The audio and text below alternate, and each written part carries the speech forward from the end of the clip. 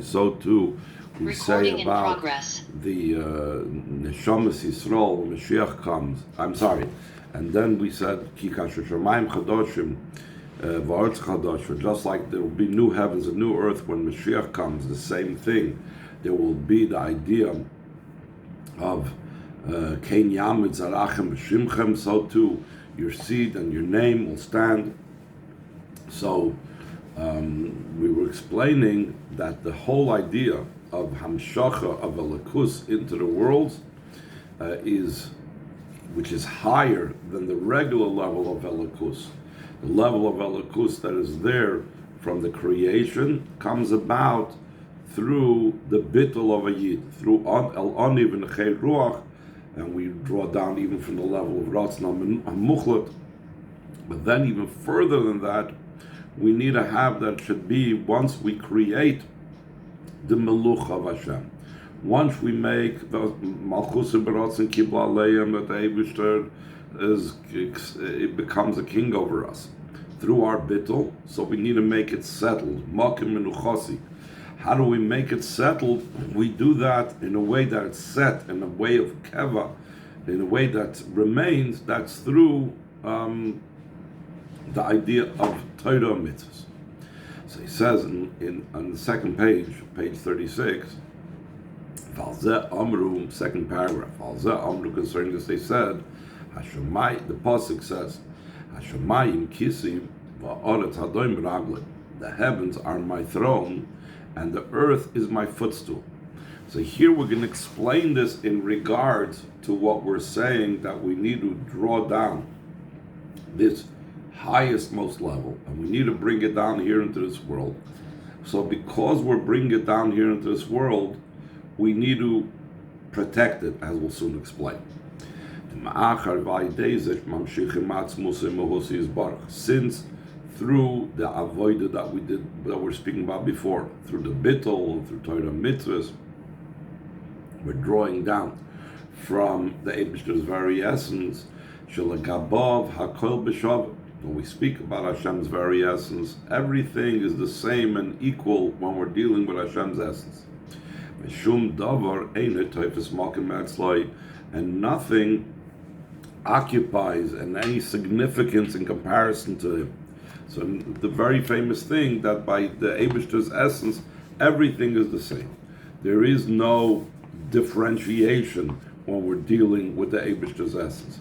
So if everything is the same, it's possible because of this very high level, klippus can nurse from it. When you're dealing with a level where it's already within Seder Ishtalshlus, over there in that level of Seder Ishtalshlus, there's a distinction. And there are different levels where if you have earned your way in, you can get it. But if you're getting from such a high level that sees no distinctions, so Klippa can try to nurse from it as well. That's one way how Klippa nurses. Another thing is, when that very high level comes into play, so the very high level has no limitations, has nothing blocking it, and therefore it could reach, the higher it is, the lower it could reach. So because it's so high, because it's such a high level, it comes down from it so low, and therefore we need to forewarn that should not come down from there in the other side, in the opposite side. Like it's explained at length in the Hemshech of Basel Lagani of the Friedrich Rebbe, the Oiris of Lamayla in Ketz, that the Oiris of is very, very high and uplifted. So that level, because it's very high and uplifted, can also allow for, because it's beyond distinction, can allow for klippus to take from there. Or also another component of the Ein Sof, or another characteristic of the Ein Sof is it reaches all the way down below. So because it reaches all the way down below, so it could be that klippus can take because it reaches so low to them. So from both of these aspects of how high it is and how powerful it is, we need to do something to ensure that the klippos do not take. Because of these two extremes of how high and how low the Ein Sof reaches, and one needs to forewarn that there should not be a way how the external ones should nurse from it in both of these ways. For this we need to have a sword of mouths or blades, a sword of two literally mouths, meaning it's sharp on both sides. Meaning there's the types of swords that are only sharp on one side, but to be able to deal with the klippos, you need a double-edged sword. You need it sharp on both sides. Like it's explained in the Rambam part Vaychi. Why is that necessary to have a double-edged sword? To destroy any type of nursing of the klippos that could be from either one of two places. Melmaila could be either from above, because from above everything is all the same. From below, it can be and is done through the external hashpah, through the most the level of the hashpah that is outside. In other words, that there's two ways how klippos can take. In other mamarim, he classifies it this way: from the fact that something is makif, the klippos can take from it, and also when there's a ribut tzimtzumim, when there's a lot of constrictions and it goes down lower and lower and more constricted, klippos can get from that as well. So we need to have this double-edged sword to cut off the klippos from the top. Like the pasuk says, if you'll fly up to the heavens from here, from there I will take you down. And also we need to have the other edge of the sword, the other side of the sword, to cut off the klippos that they get from their descent. That's what it means, that the heavens are my throne, and the earth is my footstool. So he's going to explain that these two things are countering the idea of a chair and a footstool, are countering the two ways how klippos can take from Elokus. So he says, Hashemayim Kisi, the idea of the heavens is my throne, Hainu Ino Inyan Hashpolo, that's the idea of lowering down. Like a person that settles on a chair, first of all, he lowers his body to sit down on a chair. But it's not just that his body is lowered, but through that, also his head becomes lowered as well, along with the rest of his body. So that means even the highest level descends as well. So he gives an example, or he gives where we see that the highest levels descend and become like in a place where the klippos cannot take from it. Like we said, they take from what's very high. That's the idea that Chazal say, in the place of his greatness. Gedula zumayse bereishis. The Chazal explain that when it says in the pasuk L'cha Hashem ha'gedula v'ha'gvura v'ha'teferet v'ha'neitz v'ha'hoid, we say in Shachris, Gedula, what's greatness? That's the creation. So when Chazal say b'makim gedulasei, in the place of his greatness, Sham atam moitza an v'sunasei, over there you find his humility. So in other words, you have his greatness, and over there he lowers himself, that should not be able to, klippos should not be able to take from there. And what is his humility in his greatness? Seemingly the creation of the world is a very great thing. So The Rebbe is going to explain that the creation of the world, as great as it is, that's not who he is really about. Like the expression of Chassidus is, that's not the primary concept of godliness, that he creates the world. In other words, as great as creation is, that is not who he is. So therefore, to create the worlds, that is considered a lowering of himself. He needs to make himself lower.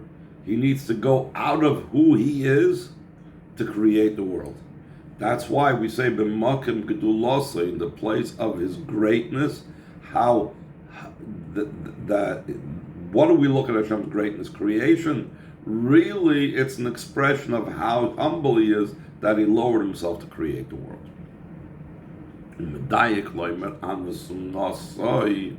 And he specifically says it's his humility.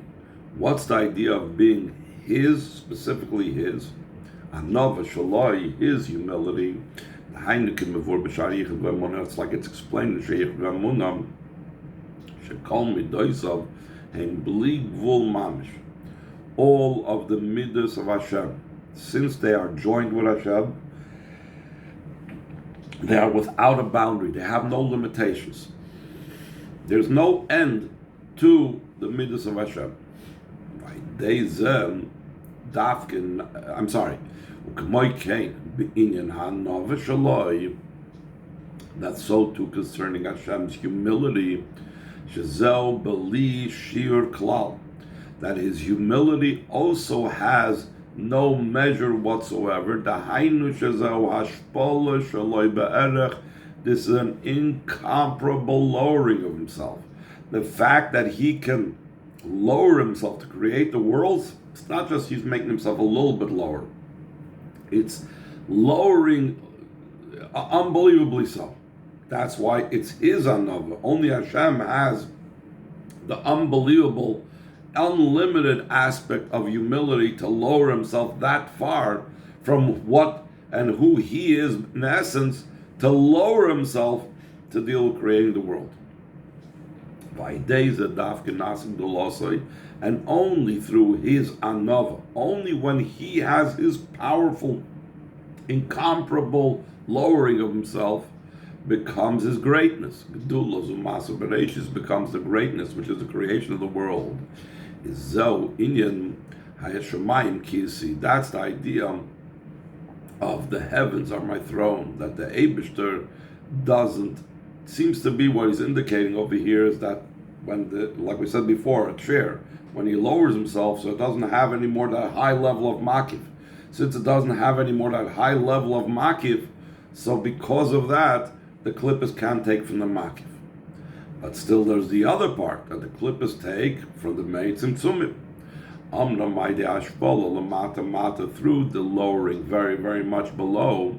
Yachali is gam, she is slavish but klippos, could also be that they can come down so low that a lakus will become enclosed in klippos. In the 70 ministering angels of the goyim to give them life. Therefore, there has to be the earth is my footstool. Hadoim mushrafraf. Shrafraf is another word for footstool. What does a footstool serve? You place it under the feet of someone that is sitting,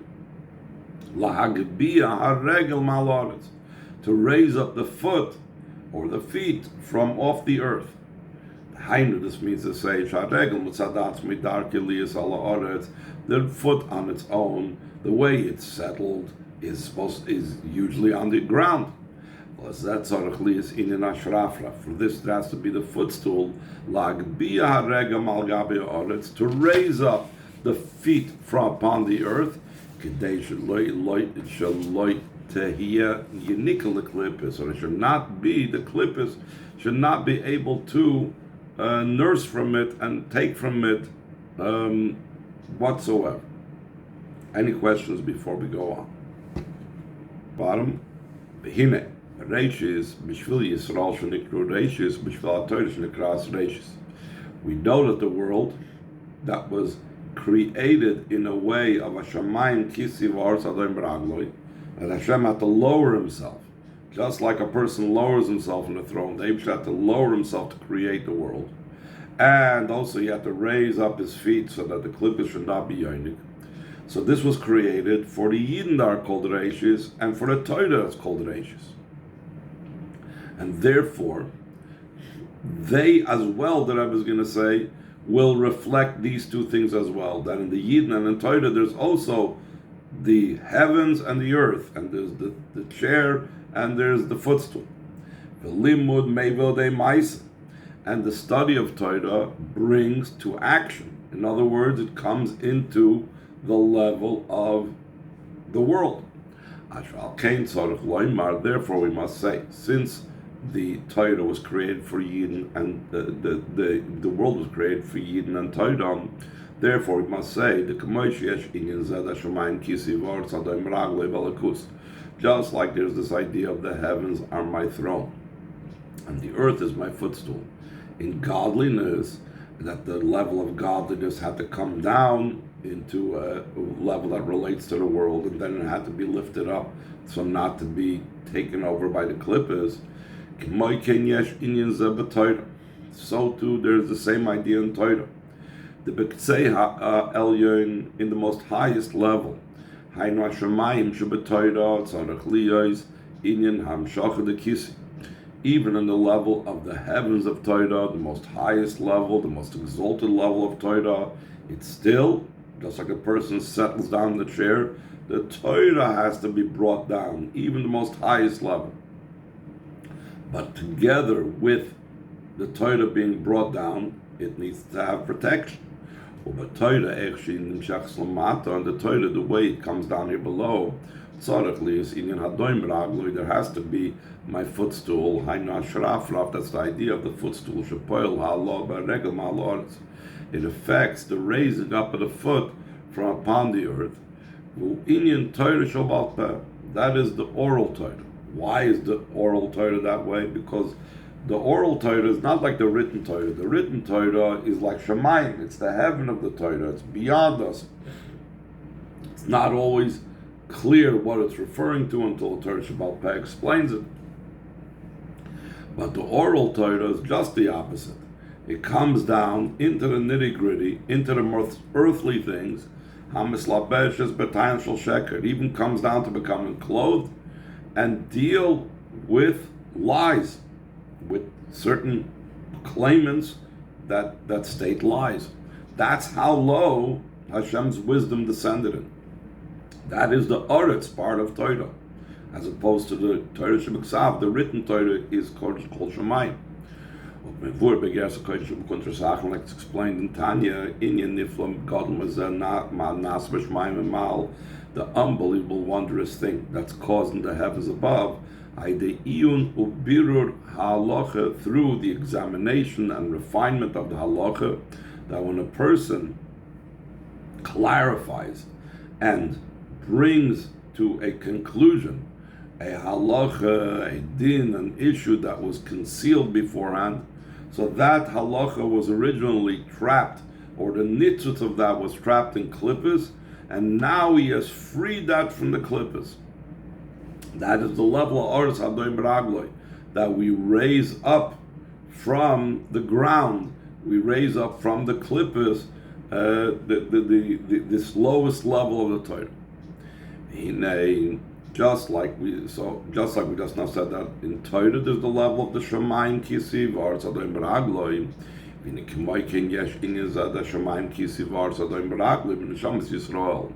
So too, there is Neshamas Yisrael. Amongst Neshamas, there's the heavens and the earth, and those that have to come down, those that have to be raised up. There are many levels amongst the Neshamas of Yidden. Like explained in many places. In general, Heim HaBchinas Yisrael v'Yaakov. These are the two levels of Yidden and the level of those Yidden that are called Yisrael, and those Yidden that are called Yaakov. Yisrael's level of Li Roish, to me ahead, that shows that they're beyond and above everything. Yaakov are those that are engaged with the heel, with the foot, just the opposite. One is the head, one is the foot. And this is the Shamayim and the Aretz. And the Shamayim part of the Shamas Yisrael, the Yisrael has to come down, and the Yaakov part has to make sure not to become pulled down into the Aretz and elevated from the Aretz, like the footstool raised up the foot. So too concerning the commands that the Eibster gave us in the Torah,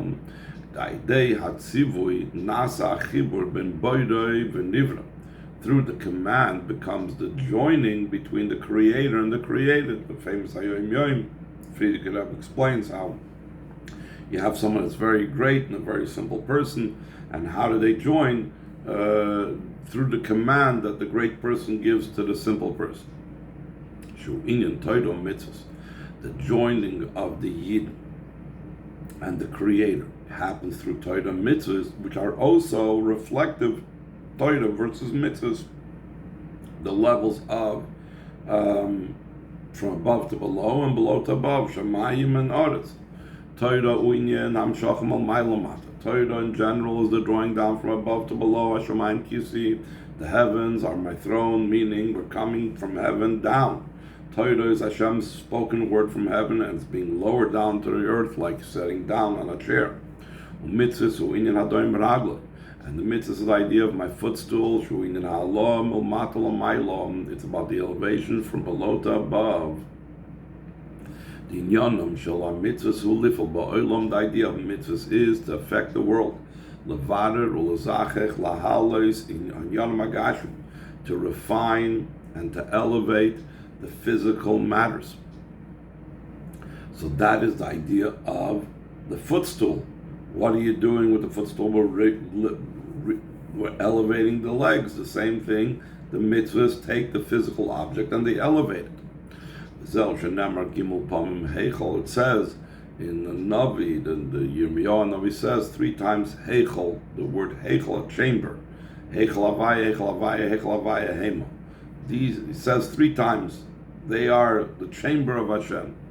So he says, what are the 3 Heichelos? What are the 3 ideas that are like chambers to Hashem? Neged Gimel and Yonam Anal Shabashamayim Kisi Var Sadoim Ragloi, they correspond to the above mentioned 3 matters. That we say the heavens are my throne and the earth is my footstool, which is Torah is Hashem's Heichel, and Neshamas Yisrael is Hashem's chambers, and Tzivuyim and the commands that join Hashem and the Yidden are Hashem's Heichel.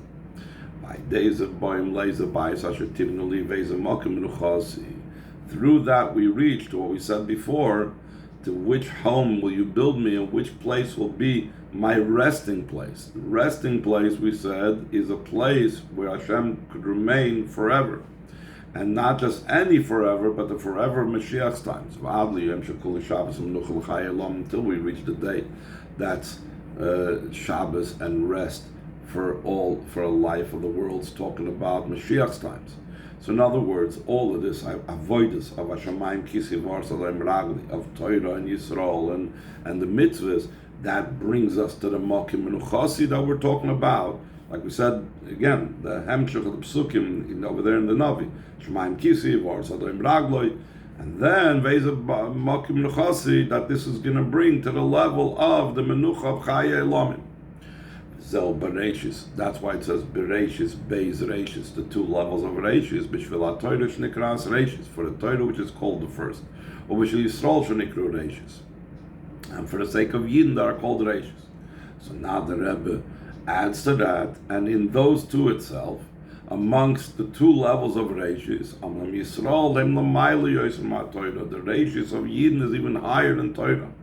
The Machshavten She Yisrael called Melchol Davar, because the thought of Yidden preceded everything. Hashem thought about the Yidden before he even thought about the Torah. The proof of this is from the fact that Torah itself says, speak to the Bnei Yisrael, command the Bnei Yisrael. So that means Torah is addressing already something that's in existence, the Bnei Yisrael. So the thought of the Yidden preceded. All of this, the Shamayim Kisiv Arts Hadam Ragloi, is now what we are doing. It's this descent that's going down into the world, etc., is for the sake of an ascent. Though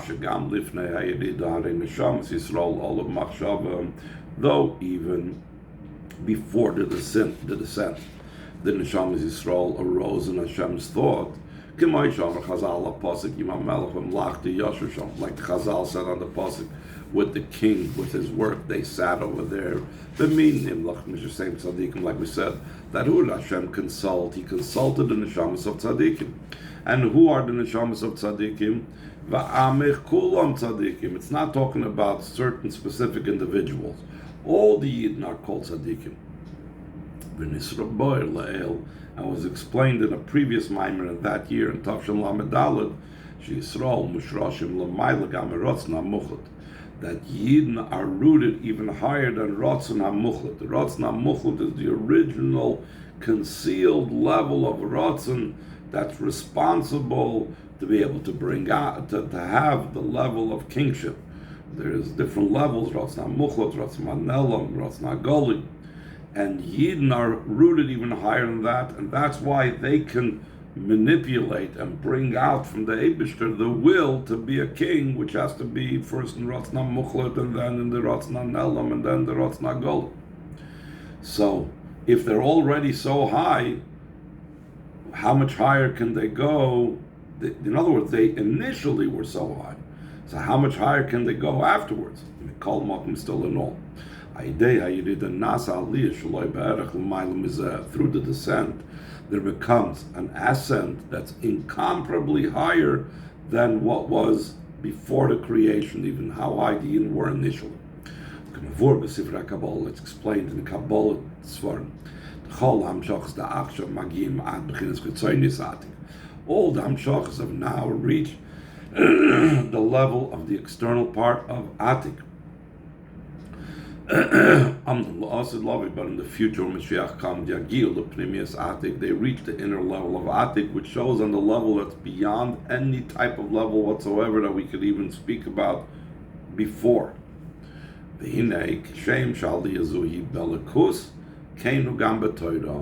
So to this level is in godliness, or this ascent is in godliness so much higher, so too it's an ascent in Torah. And that in the future times there will be the revelation of Torah incomparably higher than the revelation of Torah now.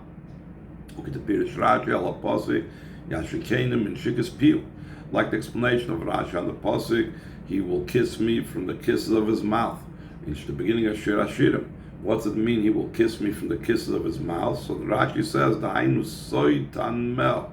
It's talking about that when Mashiach comes, we will have the secrets of the reasons of the Torah becoming revealed. Especially according to what's explained in the Medrash Rabbah and Kehela,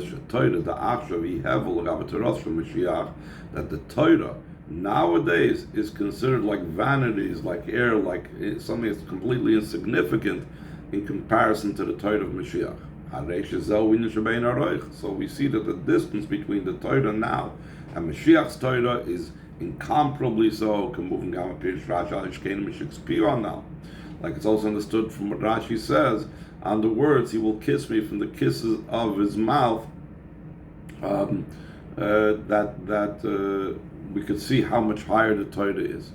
And then tomorrow we'll speak about the height and the greatness even in the Shamas Yisrael that will be different and higher over what we are having now.